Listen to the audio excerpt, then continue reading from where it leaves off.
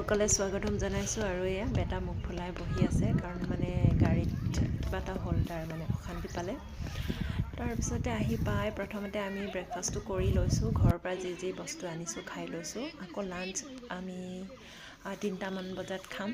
অকণমান ইফালে ফুৰি লওঁ আৰু ভিডিঅ'টো আপোনালোকে শেষলৈকে চাবলৈ নপাহৰিব। আৰু যদি ছাবস্ক্ৰাইব কৰা নাই প্লিজ ছাবস্ক্ৰাইব কৰি দিব। তেনেহ'লে বলক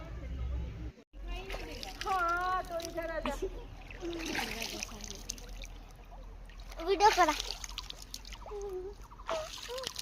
तेरा बेटा पानी में आ जाए।